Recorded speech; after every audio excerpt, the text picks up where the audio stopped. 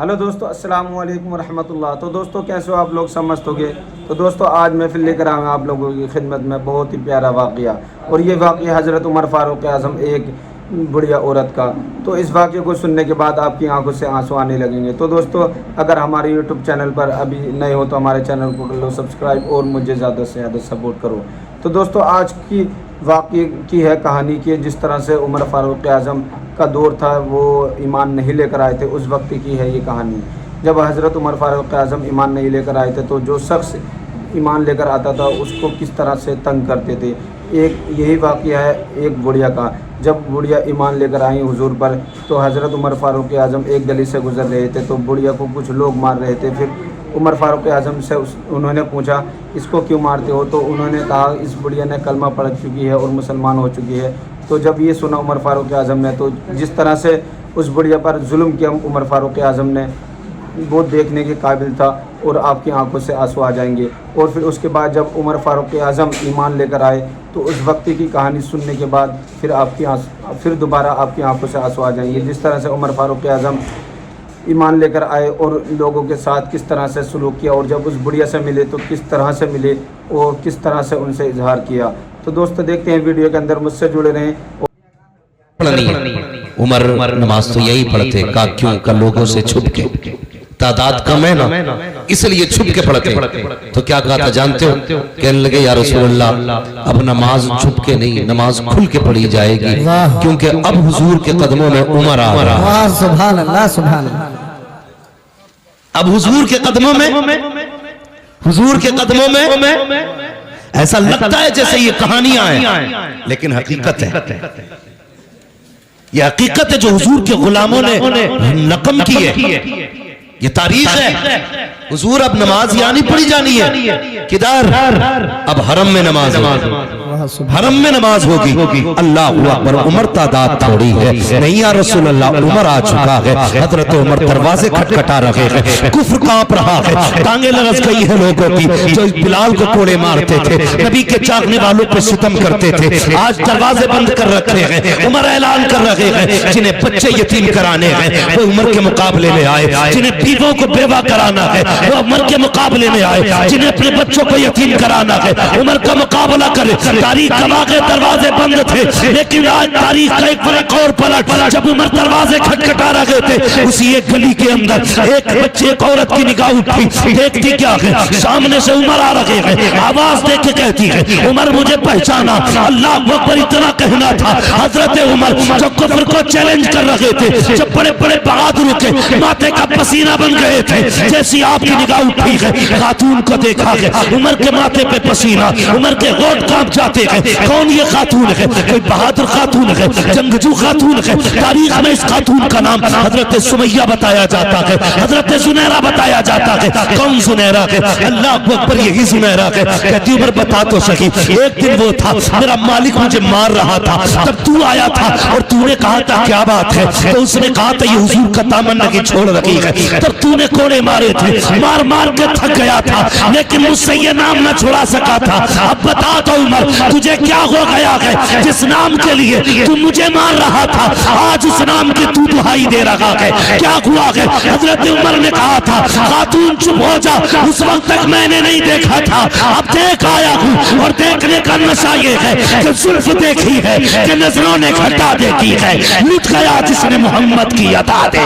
نعرہ تکبیر، نعرہ رسالت، حضرت علامہ مولانا مفتی حماد رضا صاحب قبلہ، نعرہ تکبیر، نعرہ رسالت، عظمت مصطفیٰ کانفرنس۔ یار زمیندار ہونا اپنی جگہ، امیر ہونا اپنی جگہ، محمد کا غلام ہونا اپنی جگہ، حضور کا غلام ہونا سب سے بڑی بات ہے۔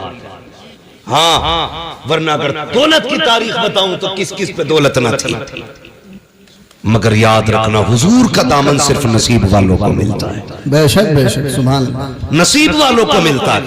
حضرت میں فخر سے کہتا ہوں فخر سے کہتا ہوں، برا نہ مانیے گا، جی کچھ لوگ اگر وکیل ہیں تو اس وقت تک روٹی نہیں ملتی جب تک جھوٹ کو سچ، سچ کو جھوٹ ثابت نہ کر دیں۔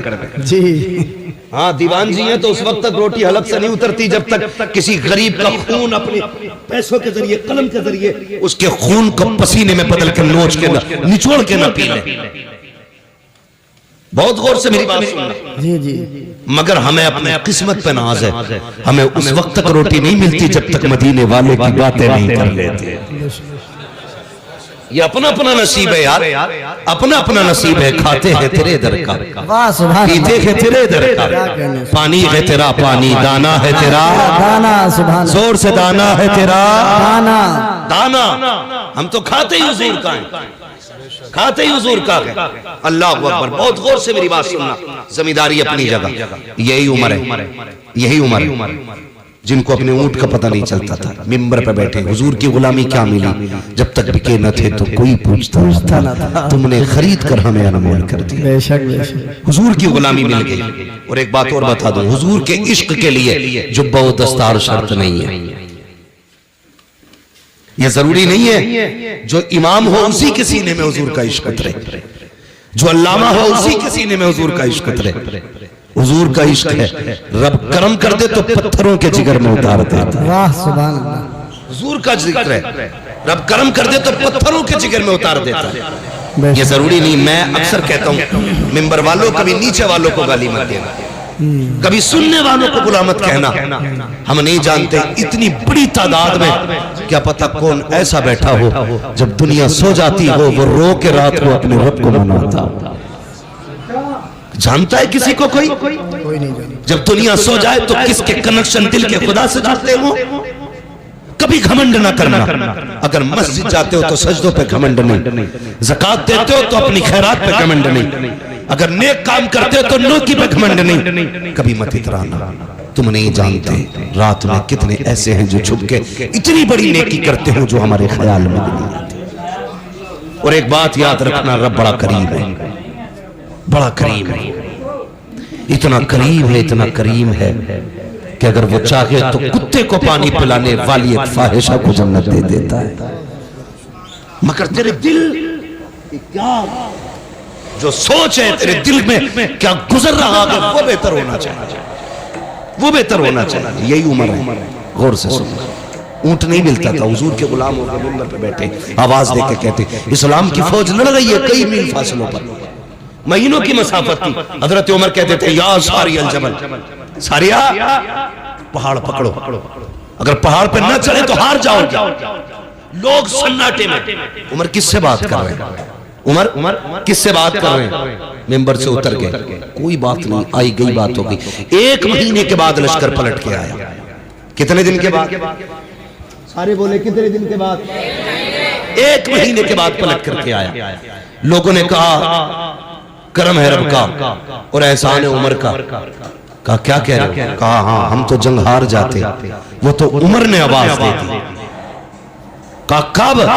کہا مہینہ ہو گیا، عمر نے کہا تھا یا ساری الجبل، ساریا پہاڑ پکڑو۔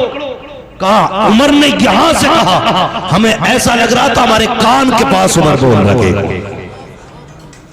لوگوں میں چرچے ہو گئے، ارے عمر ممبر پہ بیٹھ کے میلوں دور رات مہینوں کی مسافت تک کا دیکھ لے رہے، دیکھ نہیں بلکہ آواز بھی پہنچا دے رہے۔ بات چلتے چلتے مکہ شریف آ گئی۔ مکہ شریف میں آپ کا ایک دوست تھا جو ابھی حالت کفر میں تھا، اس کو پتا چلا کہ عمر یار اتنا بڑھ گیا ہے کہ یہاں بیٹھے بیٹھے وہ میلوں کی مسافت تک کا دیکھ لیتا ہے، کئی میل دور اپنی آواز پہنچا دیتا ہے۔ مکے سے سفر کر کے مدینہ شریف آیا، آنے کے بعد کا لوگوں عمر کہاں ہے، عمر کہاں ہے؟ کسی نے کہا لہجہ سنبھال کے بات کر، وہ امیر المومنین ہے، زبان سنبھال کے بات کر، اس وقت کا بادشاہ ہے عمر، آدھی دنیا کا حکمران ہے عمر۔ اس نے کہا تمہارے لیے حکمران ہوگا، میرا تو یار لگتا ہے، بچپن کا ساتھی ہے، کدھر ملے گا عمر؟ کہا جاؤ مسجد نبوی چلے جاؤ۔ جب وہ گیا عمر، حضرت عمر مسجد سے نکل رہے تھے، اس نے گلے میں ہاتھ ڈالا، کہنے لگا یار عمر بتا تو صحیح، کل بھی تو تھا آج بھی تو ہے، کل تیرا اونٹ گم جاتا تھا تو ہم تلاش کر کے لاتے تھے، آج بھی تو عمر ہے، یہاں بیٹھے بیٹھے سنا کہ کئی میل دور تک کا دیکھ لیتا ہے۔ آپ نے کہا تو نے سچ ہی سنا ہے؟ اس نے کہا تھا عمر بتا بتا تو سکی، پہلے بھی تو تھا آج بھی تو ہے، پہلے تجھے نہیں دکھائی دیتا تھا، اب کیا بات ہے کہ میلوں دور کا دیکھ لیتا ہے؟ عمر نے کہا تھا ارے سن، جب تک تیرے یار تھے کچھ نہیں دیکھتے تھے، جب سے ان کے یار ہو گئے کہ زمانہ دیکھے۔ سبحان اللہ، نعرہ تکبیر، نعرہ رسالت، علماء اہل سنت۔ یہی عمر ہے، بدلو اپنے آپ کو یاد، یہی عمر ہے آدھی دنیا کا بادشاہ مقام تہامہ میں پہنچے، کھڑے ہو کے رونے لگے، کھڑے ہو کے رونے لگے۔ کون رو رہا؟ آدھی دنیا کا بادشاہ۔ جب روئے نا کسی نے کہا کیا بات ہے عمر، آدھی دنیا پہ حکومت ہے، تیرا ڈر اتنا کہ شیر بکری ایک جگہ پانی پیتے، اتنی جرت والا عمر رو رہا ہے جس کے سامنے روم اور قیصر تھر تھر کانپ رہے، وہ رو رہا ہے۔ کہنے لگے ہاں اس زمین کو دیکھ کے مجھے کچھ یاد آ رہا ہے۔ کہا کیا؟ کہ ایک دن میں اس زمین پہ اپنے باپ کے ساتھ آیا تھا اور 5 اونٹ میرے باپ نے میرے ہاتھ میں دیے تھے، کہا تھا انہیں لائن میں لگا۔ کہتے میں 5 اونٹوں کو لائن میں نہیں لگا پا رہا تھا، ایک کو آگے کرتا تھا دوسرا پیچھے ہو جاتا تھا، اسے آگے کرتا تیسرا پیچھے ہو جاتا، کہا 5 اونٹ ایک لائن میں نہیں لگ رہے تھے۔ کہنے لگے کل بھی عمر تھا آج بھی عمر ہے، کل 5 اونٹ لائن میں نہیں تھے، آج آدھی دنیا عمر میں لائن میں کر رو کیوں رہے؟ کہنے لگے میری کوئی اوقات نہ تھی، جو کچھ بھی اوقات ملی ہے نا یہ حضور کے نالین کے صدقے میں ملی۔ کس چیز پہ گھمنڈ ہے ہمیں؟ زمین، یہ دولت، یہ جائیداد کیا ہے؟ یہ کچھ بھی نہیں۔ خود سوچو، جاؤ اپنی حویلی پہ جا کے دیکھنا، اگر پرانے زمیندار ہو نا تو کبھی اپنے دروازے پر نشان دیکھنا کتنی تختیاں بدل گئی ہیں۔ تمہارے باپ سے پہلے تمہارے دادا کے نام کی تختی تھی، اس سے پہلے تمہارے پردادا کی تختی، اس سے پہلے تمہارے لکڑ دادا کی تختی، اس سے پہلے جگر دادا کی تختی، آج تمہارے نام کی تختی ہے، کل تیرے بیٹے کے نام کی ہوگی، پھر وہ چھٹے گی تیرے پوتے کے نام کی آئے گی، پھر وہ بھی ہٹائی جائے گی، پھر پر پوتے کے نام کی لگے گی۔ مجھے بتا حویلی وہی رہے گی، تختیاں بدلتی رہیں گی۔ بولو رہیں گی؟ تم نہیں رہو گے، تختیاں بدلتی رہیں گی، حویلی وہی رہے گی، زمین وہی رہے گی، مکان وہی رہے گا، لیکن تم نہیں رہو گے۔ پھر کس چیز پہ اکڑ ہے؟ کس چیز کا گھمنڈ ہے؟ آج لوگ کہتے ہیں کہ بھئی میرے سامنے کوئی ٹک سکتا ہے، میرے سامنے کوئی بیٹھ سکتا ہے، تھانے میں جاؤں تو فلاں کھڑا ہو جاتا ہے، یہ بھی کوئی وجود ہے؟ یہ بھی کوئی بات ہے کہ تیرے آگے کوئی نہیں ٹکتا؟ کسی نے کہا تھا بڑا کون ہے، تو کسی نے کہا بڑا وہ ہے جس کے آگے سارے چھوٹے لگے۔ ایک عقل مند نے کھڑے ہو کے کہا نہیں، بڑا وہ نہیں جس کے آگے سارے چھوٹے لگے، بڑا وہ